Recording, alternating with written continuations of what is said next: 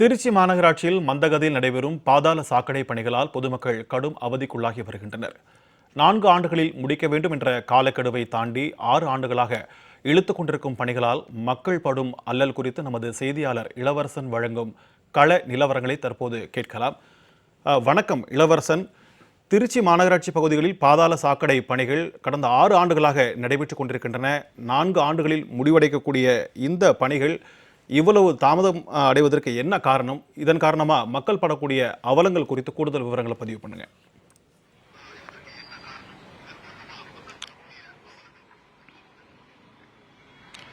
கண்டிப்பா சிக்கந்தர் பாஷா. அதாவது திருச்சி மாநகராட்சியில் 65 வார்டு இருக்கு. இந்த 65 வார்டுல 45 வார்டுல முதல் கட்டமா இந்த பாதாள சாக்கடை திட்டம் தொடங்குச்சு. அதாவது கடந்த 2018ஆம் ஆண்டு இதுவரை இந்த மந்தகதியில் இந்த பணி நடைபெற்று வருவதால் வாகன ஓட்டிகள் பொதுமக்கள் மிகப்பெரிய ஒரு விபத்துக்குள்ளாகி வராங்க. உயிர் சேதம் கூட ஏற்பட்டிருக்கு. இந்த வகையில் நமது ஒளிப்பதிவாளர் கணேஷ்குமார் இந்த பகுதியை காட்சிப்படுத்திக் கொண்டிருக்கிறார். அதாவது மத்திய அரசினுடைய அம்ருத் திட்டத்தின் கீழே திருச்சி மாநகராட்சியில் இந்த பாதாள சாக்கடை பணிகள் தொடர்ந்து இந்த பகுதி நடைபெற்றுக் கொண்டிருக்கிறது. இது மட்டும் இல்லாமல் கடந்த ஜூலை 2018ஆம் ஆண்டு பாதாள சாக்கடை திட்டப்பணிகள் தொடங்கப்பட்டு 4 ஆண்டுகளுக்குள் முடிக்க வேண்டும் என காலக்கெடுவோடு நடைபெற்ற நிலையில் தற்போது 6 ஆண்டுகளாக இந்த பணிகள் திருச்சி மாநகராட்சி நடைபெற்று வருகிறது. குறிப்பாக தற்பொழுது பாதாள சாக்கடை 2ஆம் கட்ட திட்டப்பணிகள் நடைபெற்று வரும் நிலையில் 3ஆம் கட்டம் மார்ச் மாதத்தில் முடிக்கப்படும் என தொடங்கப்பட்டது. 2026ஆம் ஆண்டு டிசம்பர் மாதத்திற்குள் இந்த 4ஆம் கட்ட பணிகள் முடிக்கப்படும் என கூறப்பட்டு வருகிற நிலையில் கடந்த 2018 சுமார் 377 கோடி நிதி ஒதுக்கீடு செய்யப்பட்டது. அதனை தொடர்ந்து 2020 425 கோடி நிதி ஒதுக்கீடு செய்யப்பட்டது. 3வது கட்டமாக நிதி போதவில்லை என சொல்லி கடந்த 2021ஆம் ஆண்டு 210 கோடி மதிப்பீட்டில் பாதாள சாக்கடை திட்ட பணி மேலும் நிதி ஒதுக்கீடு செய்யப்பட்டது.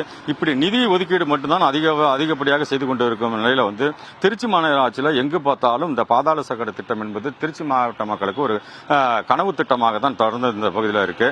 இந்த மாநகராட்சி ஊழியர்கள் மற்றும் ஒப்பந்தக்காரர்கள் மெத்தன பணியினால் பணியின் போது பழைய குழாய்கள் உடைந்தும் அங்க குடிநீர் குழாய்கள் கசிந்தும் கழிவு நீரால் சுகாதாரமற்ற நிலையும் பல்வேறு பகுதியில் ஈடுபட்டு வருகிறது. இதனால் திருச்சி மாநகரில் உள்ள பல்வேறு பகுதிகளில் மாணவர்கள் மஞ்சள் காமாலை நோய் உள்ளிட்ட வயிற்றுப்போக்கு உள்ளிட்ட பல்வேறு பகுதிகளில் நோய் தொற்றுக்கு ஆளாகும் வரையும் நம்ம ஜெயா பிளஸ் தொலைக்காட்சியில் தொடர்ந்து செய்தியை வெளியிட்டு வந்தோம். இந்த நிலையில திருச்சி மாநகராட்சியில் கடந்த 4 ஆண்டுகளாக திமுக அரசு பொறுப்பேற்றதுக்கு பிறகு இந்த மந்தகதியில் நடப்பதற்கு காரணம் ஆளுங்கட்சியினர் தற்போது உள்ள அந்தந்த பகுதியில் இருக்கிற ஒப்பந்தக்காரரிடம் கூடுதலாக கமிஷன் கேட்பதாக ஒரு குற்றச்சாட்டு நிலவி வருகிறது.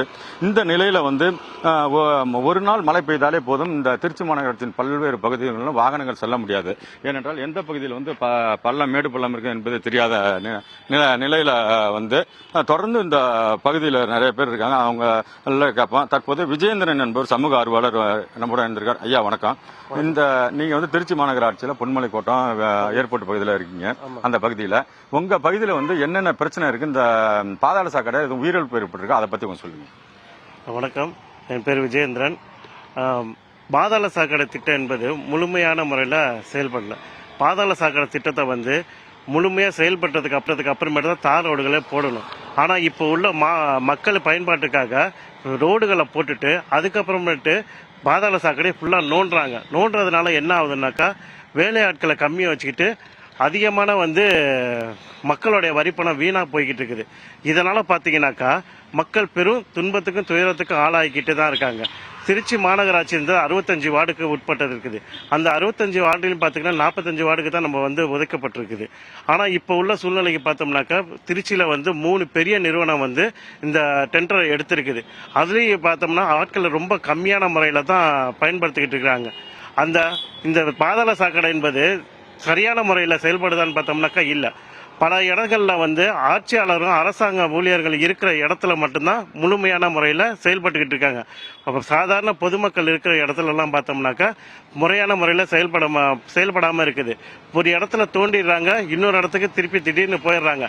என்னன்னு பார்த்தோம்னாக்கா அந்த இடம் சாதாரண பொதுமக்கள் இருக்கிறனால பள்ளங்களை நோண்டி விட்டுட்டு அந்த இடத்துல குண்டும் குழியுமா இருக்குது. மழை காலங்களெல்லாம் ஃபுல்லாக தண்ணி தேங்கி நின்று அந்த இடத்துல தோண்டும் போது தண்ணி எல்லாமே அழுக்கு தண்ணியெல்லாம் உள்ளே போய் மக்களுக்கு நோய் தொற்று உருவாகக்கூடிய சூழ்நிலையெல்லாம் உருவாக்கிட்டு இருக்குது.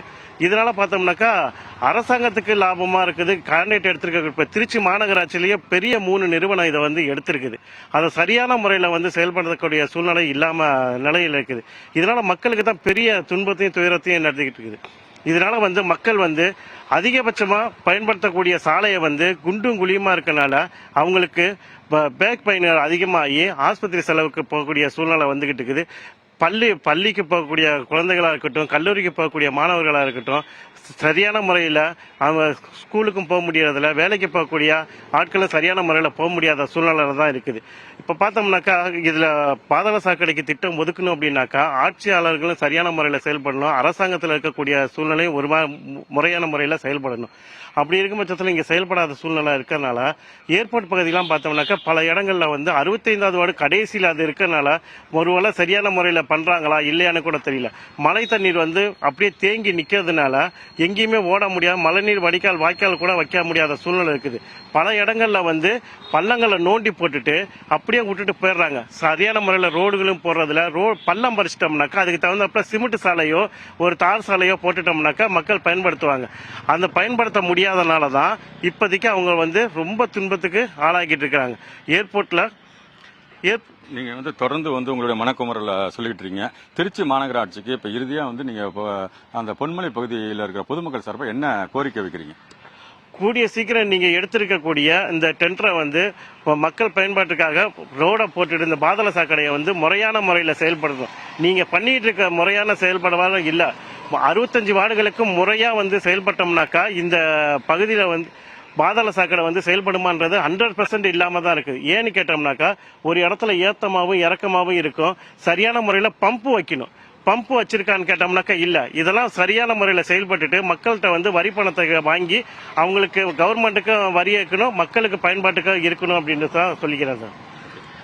மிக்க நன்றி சார். அதாவது நம்ம திருச்சி மாநகராட்சியில் பல்வேறு பகுதியில் இதே நிலை நீடிச்சுக்கிட்டு இருக்கு. இந்த நிலையில வந்து திருச்சி மாநகராட்சியுடன் இன்னும் பல கிராம ஊராட்சிகளை இணைப்பதற்கான நடவடிக்கையும் ஒரு புறம் நடைபெற்றுகிட்டு இருக்கு.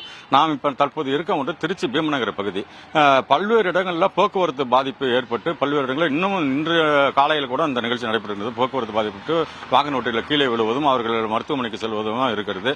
இது தமிழகத்தின் ஏதோ ஒரு மாவட்டத்தில் இல்ல, தமிழகத்தினுடைய நகர்ப்புற வளர்ச்சித்துறை அமைச்சராக இருக்கிற KN நேருவின் சொந்த தொகுதி தான் இந்த திருச்சி மேற்கு தொகுதி. இந்த மேற்கு தொகுதியிலே இவ்வளவு பெரிய அவல நிலை இருக்கிறது. திருச்சி மாநகராட்சியின் பல்வேறு பகுதியில் இருக்கிற நிலையில நம்மிடம் மற்றும் ஒரு சமூக ஆர்வலர் நம்மிடம் இருக்கார், சர்பீதன் ஐயா அவர்கள், சம்சிதன் ஐயா அவர்கள். ஐயா, இப்ப உங்க இந்த திருச்சி மாநகராட்சியில் இந்த பாதாள சாக்கடையால பல்வேறு இடத்துல வந்து பாதிப்பு இருக்கு. ஒரு மழை பெஞ்சதுன்னா பள்ளம் எங்க எது மேடு எதுன்னு தெரியல. இந்த நிலையில நீங்க திருச்சி மாநகராட்சிக்கு என்ன கோரிக்கை வைக்கிறீங்க? அவுதுங்க, இந்த பாதாள சாக்கடை பணிகளை பொறுத்த வரைக்கும் ஒரு நல்ல விஷயம் என்னன்னு கேட்டால், இன்னைக்கு கிராமப்புறங்களில் எல்லாம் நிறைய இடங்களில் வந்து ஒரு போர்டு மாட்டியிருக்காங்க, திறந்த வெளியில் மலம் கழிப்பது தடை செய்யப்பட்டுள்ளது. ஒரு நல்ல விஷயம். ஆனால் இதில் என்னன்னு கேட்டிங்கன்னா, இந்த அரசு மாநகராட்சியுடைய மெத்தனத்தால் இன்னைக்கு பணிகள்லாம் பார்த்தீங்கன்னா மந்த கதியில இல்லை, ஆம வேகத்தில் போய்கிட்டு இருக்கு. ஒரு இடத்துல ஒரு சிமெண்ட் ரோடை போடுறாங்க. எல்லாம் திருச்சி மாநகராட்சியை பொறுத்த வரைக்கும் முக்கால்வாசி வார்டுகளில் சிமெண்ட் ரோடு தான் போட்டிருக்காங்க. சிமெண்ட் ரோடை போட்டு என்ன பண்ணுறாங்க, தொட்டிக்காண்டி உடைக்கிறாங்க. ஒரு ரவுண்டா தொட்டிக்காண்டி உடைச்சி தொட்டியை பதிச்சுட்டு மூடிடுறாங்க.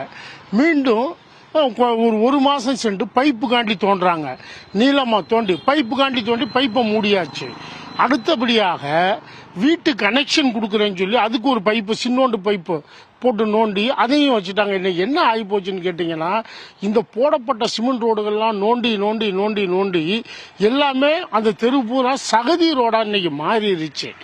சகதி ரோடா மாறினதுனால என்ன ஆயிருச்சு, அந்த எந்த கோரிக்கையை வைத்து அந்த மக்கள் ரோடு கேட்டாங்களோ அந்த மக்கள் வந்து இன்னைக்கு நடக்க முடியாத சூழ்நிலை. இந்த பாதாள சாக்கடை பணிகள் முழுவதுமே இந்த மழை காலத்துல தான் பெரும்பாலும் நடந்தது. ஆக இதுல என்ன ஆகுதுன்னு கேட்டீங்கன்னா, கான்ட்ராக்டுகள் எங்களுக்கு உள்ள ஒரு பெரிய சந்தேகம் என்னன்னா, ஒரு பாதாள சாக்கடைக்கு 3 கான்ட்ராக்ட் போட்டிருக்காங்களா?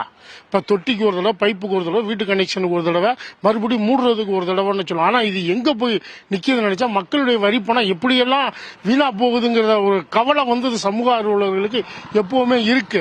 ஆக அந்த அடிப்படையில் பார்க்கும்போது இந்த பணி 4 ஆண்டுகள்ல முடிய வேண்டிய பணி 6 ஆண்டுகள் நீடிச்சுக்கிட்டு இருக்கு. ஆனா எங்களுடைய பார்வையில் படும்போது இன்னும் 5 ஆண்டுகள் போனாலும் இது முடியாது போலங்கிற ஒரு தோற்றம் தான் எங்களுக்கு தெரிய வருது. ஏன்னு கேட்டீங்கன்னா, வீட்டு கனெக்ஷனுக்காண்டி நோண்டி போட்டு பைப் இப்போ ஜாயின் பண்ணதோட சரி.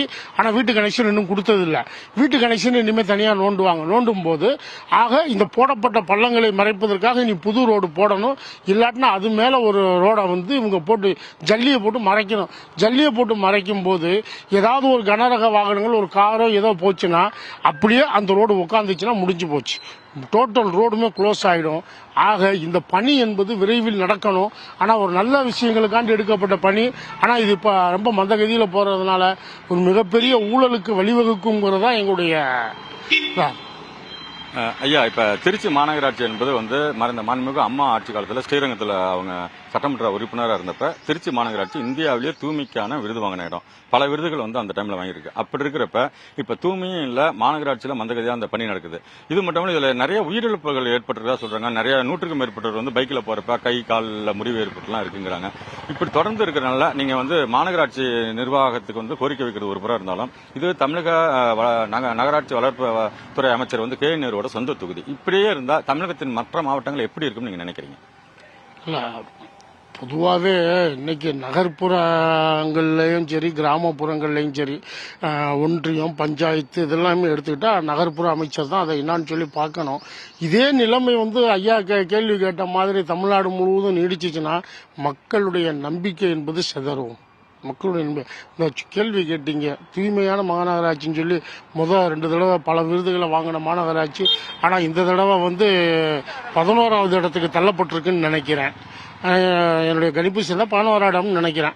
அப்போ இது மாதிரி போய்கிட்டு இருக்கக்கூடிய நேரத்தில் ஒரு முதன்மை பெற்ற ஒரு மாநகராட்சி மீண்டும் பின்னாடி போய்கிட்டே இருந்துச்சுன்னா அந்த மக்களுடைய பாடு என்ன ஆகும் சொல்லுங்க பார்ப்போம். இன்னைக்கு வந்து மாநகராட்சியில் சம்பளம் போடுறதுக்கு காசு இல்லைங்கிறாங்க, சம்பளம் போடுறதுக்கு முடியலைங்கிறாங்க. தகவல் அறிவுரிமை சட்டத்தில் இதுக்கு ஒரு கேள்வி கேட்டோம்னா அதில் 60 நாள் ஆகியும் பதில் கொடுக்க மாட்டேங்கிறாங்க. இன்னைக்கு எவ்வளவோ விஷயங்கள் வந்து மாநகராட்சிகள் சட்டத்துக்கு புறம்பான வேலைகள் நடக்குது. இதை நம்ம தகவல் அறிவு சட்டத்தில் கேட்டால் கூட பதில் சொல்ல மாட்டேங்கிறாங்க.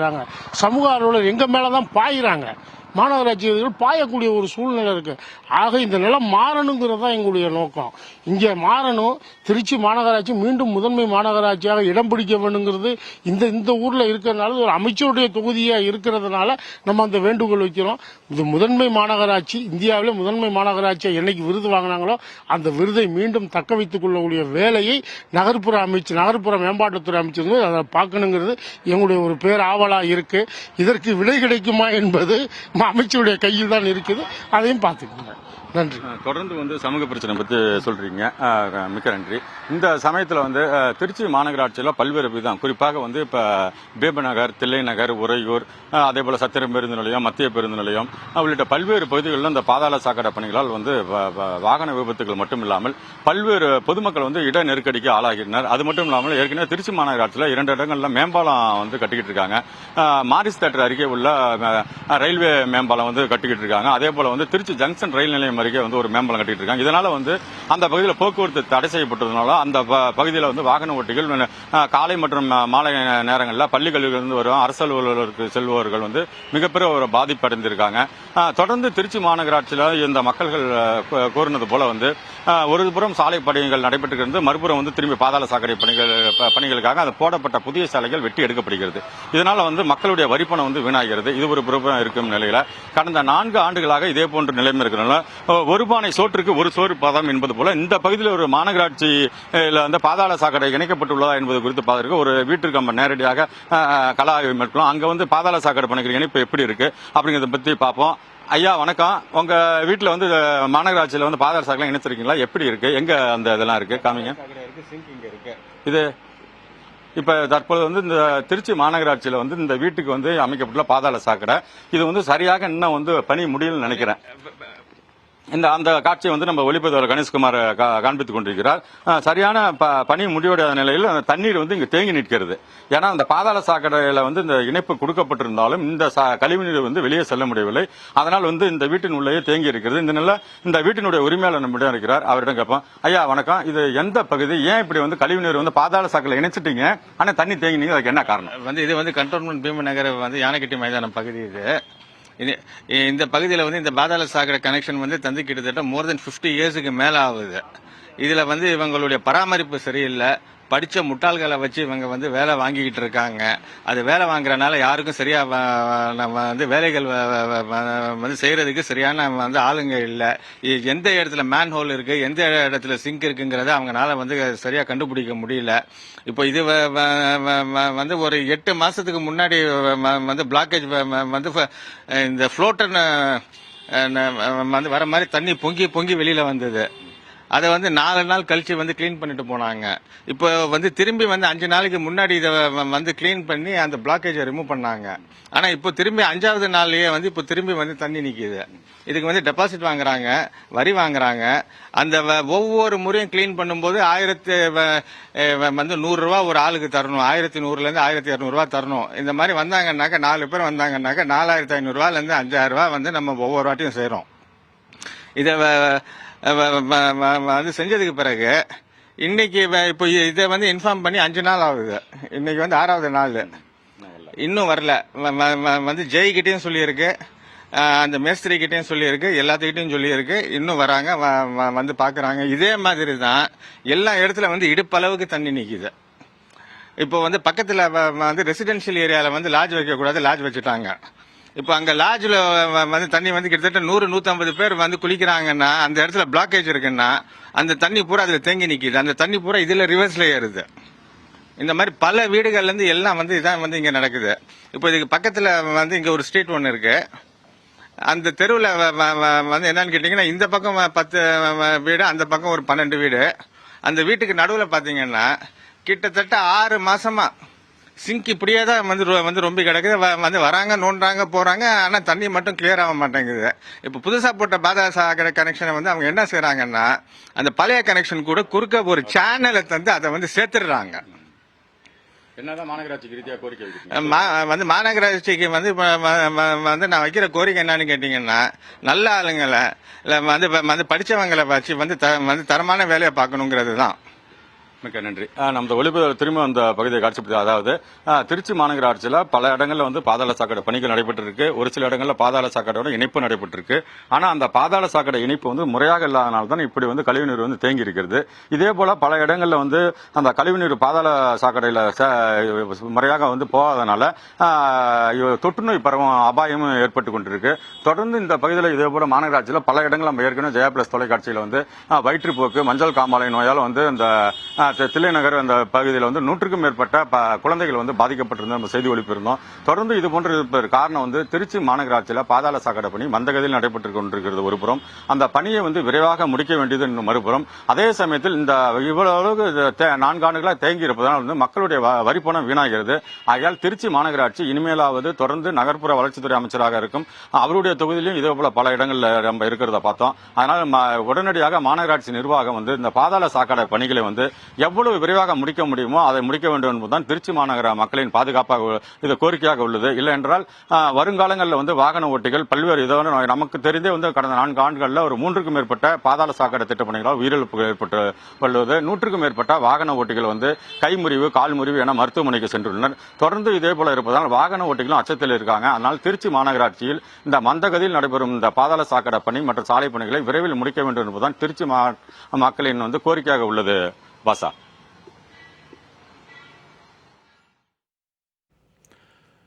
திருச்சி மாநகராட்சி பகுதியில் மந்தகதியில் நடைபெற்று வரும் பாதாள சாக்கடை பணிகள் குறித்து விரிவான தகவல்களை பதிவு செய்தமைக்கு நன்றி இளவரசர்.